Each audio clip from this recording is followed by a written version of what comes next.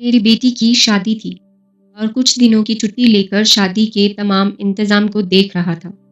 उस दिन सफ़र से लौटकर मैं घर आया तो पत्नी ने आकर एक लिफ़ाफ़ा मुझे पकड़ा दिया। लिफ़ाफ़ा अनजाना था, लेकिन भेजने वाले का नाम देखकर मुझे हैरानी हुई। अमर विश्वास। एक ऐसा नाम जिसे मिले मुझे कई साल बीत गए थे। मैंने लिफ़ाफ़ा खोला तो उसमें $10,000 का चेक था और साथ में एक चिट्ठी थी। इतनी बड़ी राशि, वह भी मेरे नाम पर। मैंने जल्दी से चिट्ठी खोली और एक सांस में ही सारी पढ़ डाली। चिट्ठी किसी परी कथा की तरह मुझे हैरान कर गई। लिखा था, आदरणीय सर, मैं एक छोटा सा तोहफा आपको दे रहा हूँ। मुझे नहीं लगता कि आपके एहसानों का कर्ज मैं कभी उतार पाऊंगा। ये उपहार मेरी अनदेखी बहन के लिए है। घर पर सभी को मेरा प्रणाम। आपका, अमर। मेरी आंखों में सालों पुराने दिन किसी फिल्म की तरह चलने लगे। एक दिन मैं चंडीगढ़ में टहलते हुए एक किताबों की दुकान पर अपनी मनपसंद किताबें उलट पलट रहा था कि मेरी नज़र बाहर किताबों के एक छोटे से ढेर के पास खड़े एक लड़के पर पड़ी। वह किताब की दुकान में आते हर व्यक्ति से कुछ निवेदन करता और कुछ प्रतिक्रिया ना मिलने पर वापस उसी जगह पर जाकर खड़ा हो जाता। मैं काफ़ी देर चुपचाप यह नज़ारा देखता रहा। पहली नज़र में यह फुटपाथ पर दुकान लगाने वालों द्वारा की जाने वाली नॉर्मल सी सेटिंग लगी, लेकिन उस लड़के के चेहरे की निराशा नॉर्मल नहीं थी। वह हर बार नई आशा के साथ अपनी कोशिश करता, लेकिन फिर वही निराशा। मैं काफ़ी देर तक उसे देखने के बाद अपनी उत्सुकता कम नहीं कर पाया और उस लड़के के पास जाकर खड़ा हो गया। वह लड़का कुछ नॉर्मल सी साइंस की किताबें बेच रहा था। मुझे देखकर उसमें फिर से उम्मीद जागी और बड़ी ऊर्जा के साथ उसने मुझे किताबें दिखानी शुरू की। मैंने उस लड़के को ध्यान से देखा। साफ सुथरा, चेहरे पर आत्मविश्वास, लेकिन पहनावा बहुत ही साधारण। ठंड का मौसम था और वह केवल एक हल्का सा स्वेटर पहने हुए था। किताबें मेरे किसी काम की नहीं थी। फिर भी मैंने उससे पूछा, बच्चे, ये सारी किताबें कितने की हैं?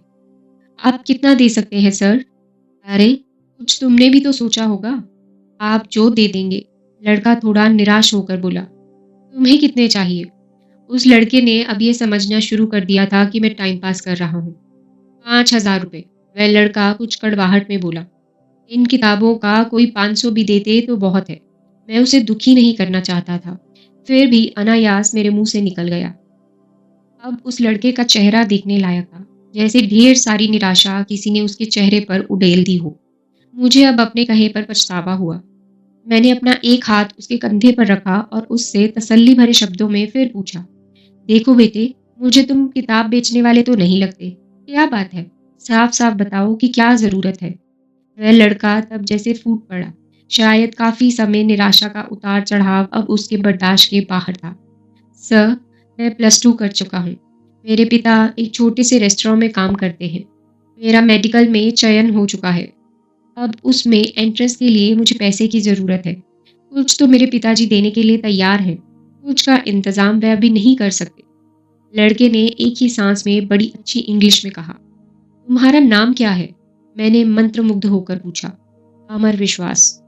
तुम विश्वास हो और दिल छोटा करते हो कि इतना पैसा चाहिए? 5,000। अब की बार उसकी आवाज़ में दीनता थी। अगर मैं तुम्हें ये रकम दे दूं तो क्या तुम मुझे वापस कर पाओगे? इन किताबों की इतनी कीमत तो है नहीं।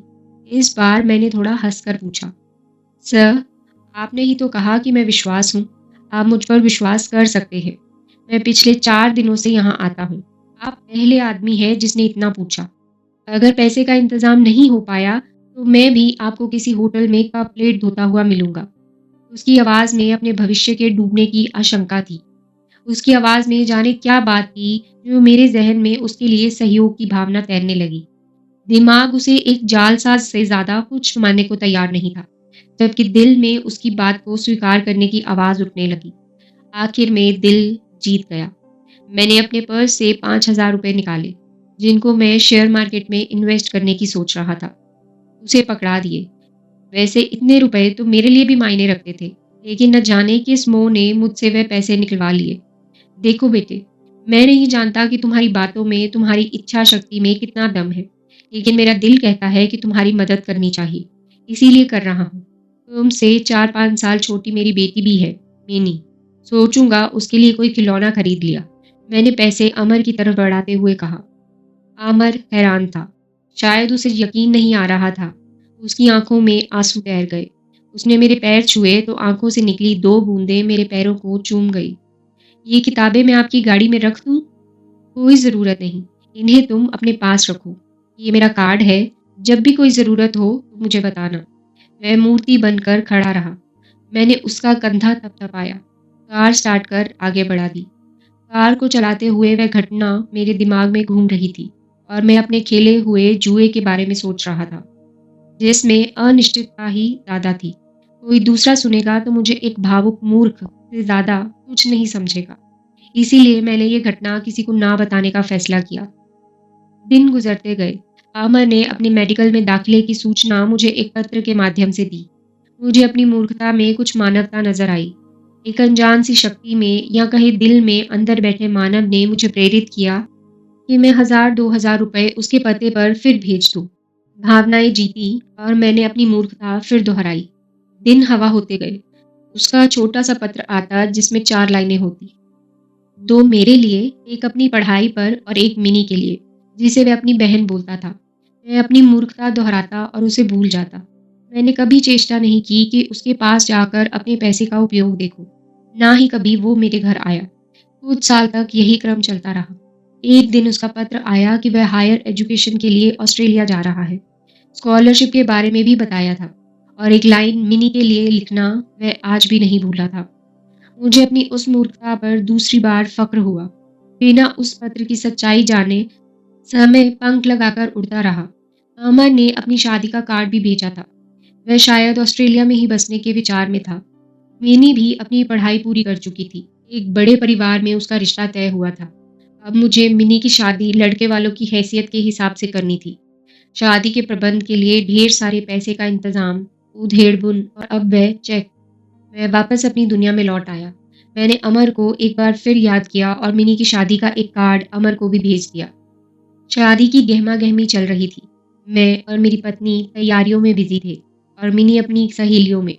एक बड़ी-सी गाड़ी हमारे गेट के आगे आकर रुकी। एक शख्स के लिए ड्राइवर ने गाड़ी का गेट खोला तो उस शख्स के साथ उसकी पत्नी, जिसकी गोद में एक बच्चा था, भी गाड़ी से बाहर निकले। मैं अपने दरवाजे पर जाकर खड़ा हुआ तो लगा कि इस व्यक्ति को पहले भी कहीं देखा है। उसने आकर मेरी पत्नी और मेरे पैर छुए। "सर, मैं अमर।" वह बड़ी श्रद्धा से बोला। मेरी पत्नी अचंभित सी खड़ी थी। मैंने बड़े गर्व से उसे सीने से लगा लिया। उसका बेटा मेरी पत्नी की गोद में अपना सा अनुभव कर रहा था।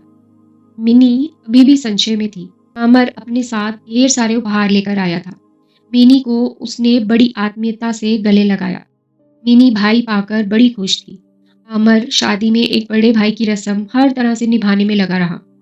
उसने ना तो कोई बड़ी जिम्मेवारी मुझ पर डाली और ना ही मेरे चाहते हुए मुझे एक भी पैसा खर्च करने दिया। उसके भारत रहने के दिन जैसे पंख लगाकर उड़ गए। इस बार अमर जब ऑस्ट्रेलिया वापस लौटा तो हवाई अड्डे पर उसको विदा करते हुए ना केवल मेरी बल्कि मेरी पत्नी की, मिनी की, सभी की आंखें नम थी।